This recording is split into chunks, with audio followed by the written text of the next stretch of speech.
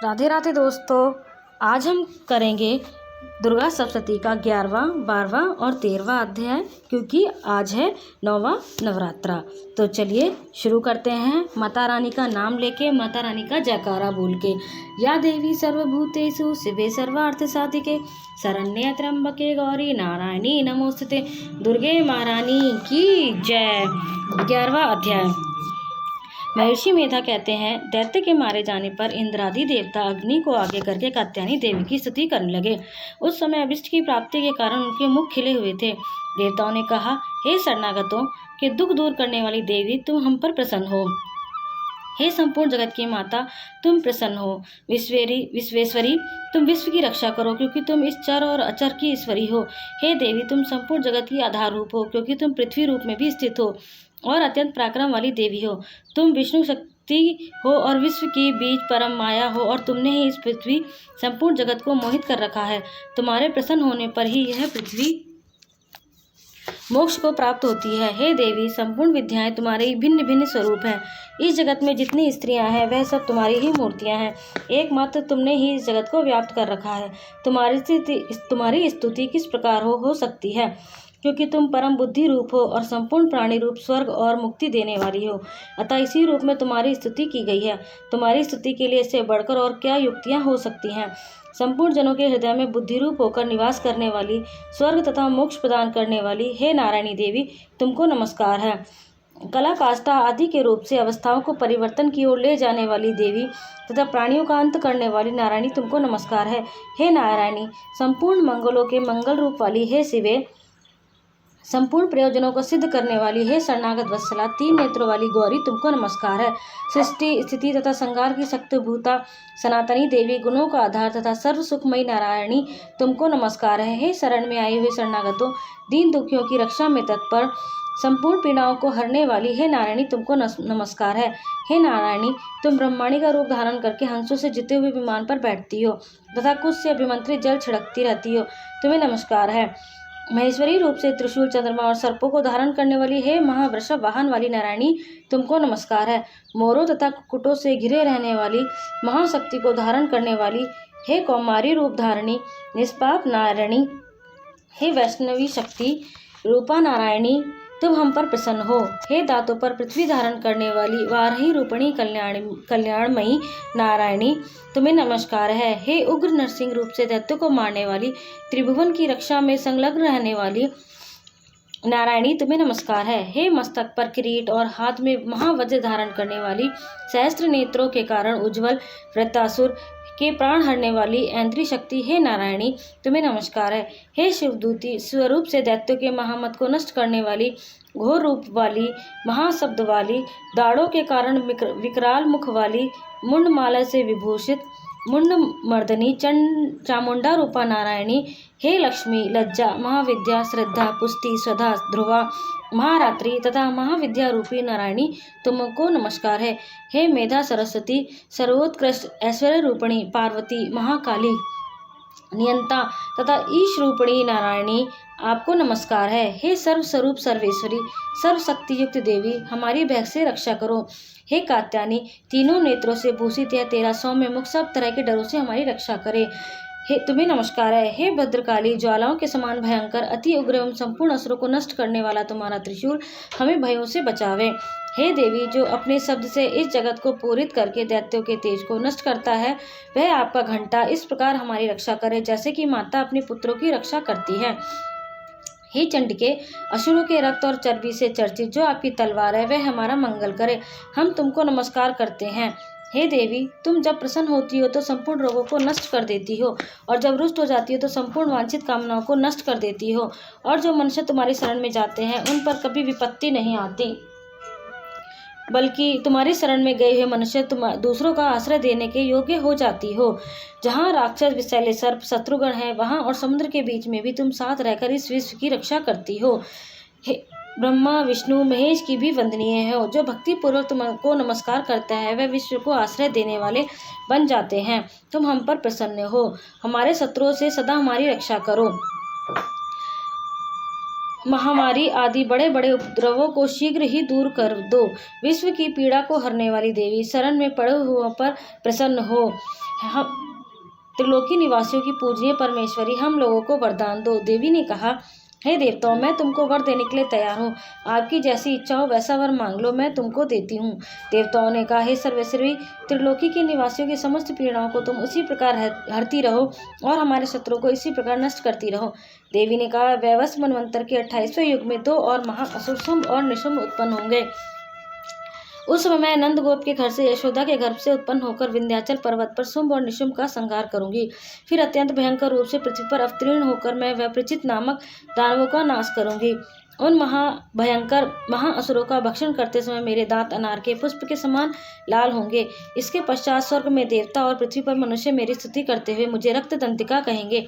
पर जब 100 वर्षों तक वर्षा न होगी, मैं ऋषियों की स्तुति करने पर आयोनिज नाम से प्रकट होंगी और अपने 100 नेत्रों से ऋषियों की ओर देखूंगी। अतः मनुष्य शताक्षी नाम से मेरा कीर्तन करेंगे। उसी समय मैं अपने शरीर से उत्पन्न हुए प्राणों की रक्षा करने वाले शाखों द्वारा सब प्राणियों का पालन करूंगी और तब इस पृथ्वी पर शाकंभरी के नाम से विख्यात होंगी।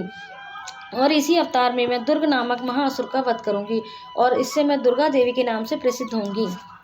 इसके पश्चात जब मैं भयानक रूप धारण करके हिमालय निवासी ऋषियों महर्षियों की रक्षा करूंगी, तब भीमा देवी के नाम से मेरी ख्याति होगी। और जब फिर अरुण नामक असुर तीनों लोगों को पीड़ित करेगा, तब मैं असंख्य भ्रमरों का रूप धारण करके उस महादैत्य का वध करूंगी। तब स्वर्ग में देवता और मृत्यु लोक में मनुष्य मेरी स्तुति करते हुए मुझे ब्रह्मरी नाम से पुकारेंगे। इस प्रकार जब जब पृथ्वी राक्षसों से पीड़ित होगी, तब तब मैं अवतरित होकर शत्रुओं का नाश करूंगी। दुर्गे महारानी की जय। 12वां अध्याय।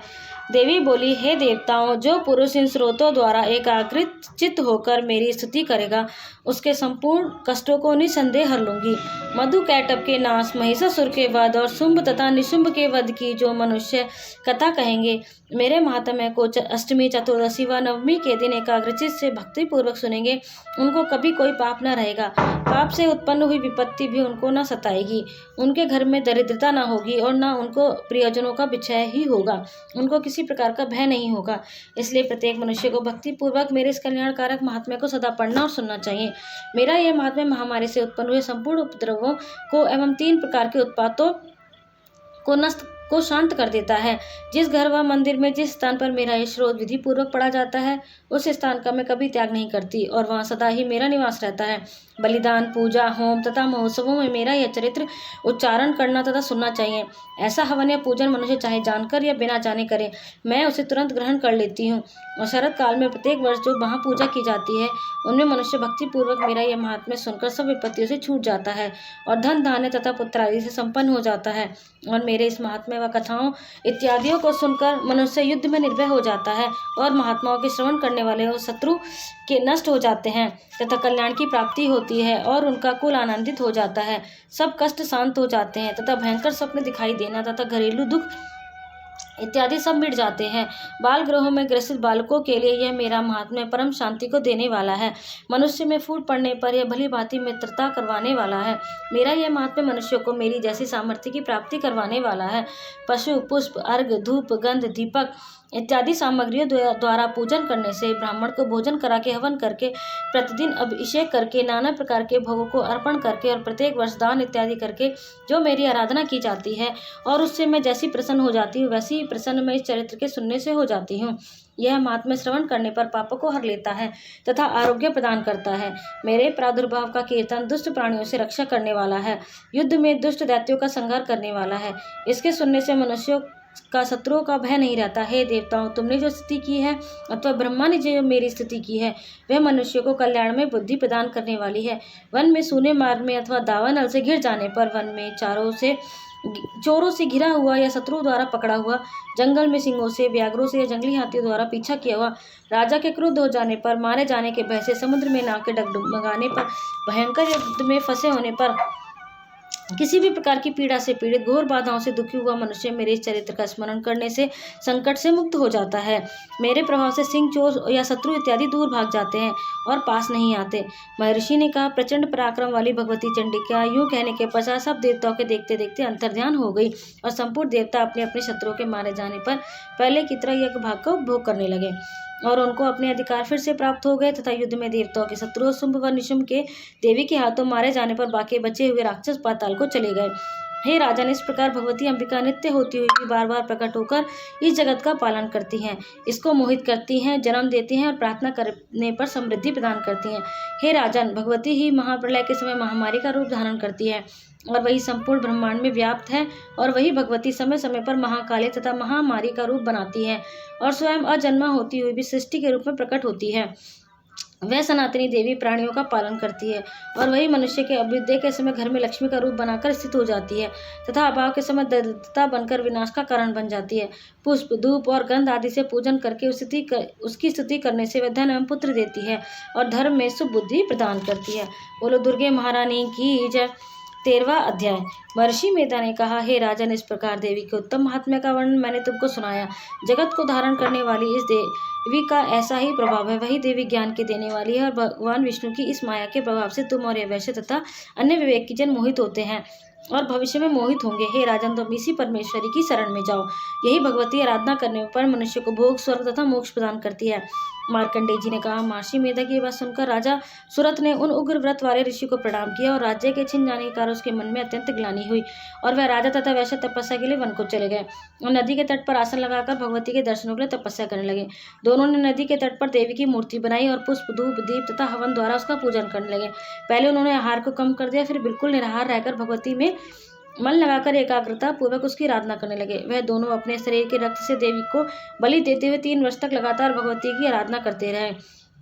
3 वर्ष के पश्चात जगत का पालन करने वाली चंडिका ने उनको प्रत्यक्ष दर्शन देकर कहा, देवी बोली, हे राजन तथा अपने कुल को प्रसन्न करने वाले वैश्य, तुम जिस वर की इच्छा रखते हो वह मुझसे मांगो, वह वर मैं तुमको दूंगी, क्योंकि मैं तुम पर अत्यंत प्रसन्न हूँ। मार्कंडेय जी कहते हैं, सुन राजन, अगले जन्म में नष्ट न होने वाला अखंड राज्य और इस जन्म में बलपूर्वक अपने शत्रु को नष्ट करने के पश्चात अपना पुनः राज्य प्राप्त करने के लिए भगवती से वरदान मांगा। और वैसे ने भी उसका चित्त संसार की ओर से विरक्त हो चुका था, अतः भगवती से अपनी ममता तथा अहंकार रूप अशक्ति को नष्ट कर देने वाले ज्ञान को देने के लिए कहा। देवी ने कहा, हे राजन, तुम शीघ्र ही अपने शत्रु को मारकर पुनः अपना राज्य प्राप्त कर लोगे। तुम्हारा राज्य स्थिर रहने वाला होगा। फिर मृत्यु के पश्चात आप सूर्यदेव के अंश से जन्म लेकर सावर्णिक मनु के नाम से इस पृथ्वी पर ख्याति को प्राप्त होगे। हे वैश्य कुल में श्रेष्ठ, आपने जो मुझसे वर मांगा है वह आपको मैं देती हूँ। आपको मोक्ष देने वाले ज्ञान की प्राप्ति होगी।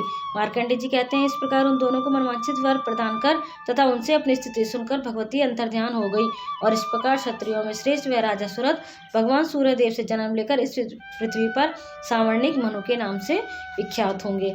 बोलो दुर्गे महारानी की जय। अम्बे महारानी की जय। दुर्गा सप्तशती समाप्त।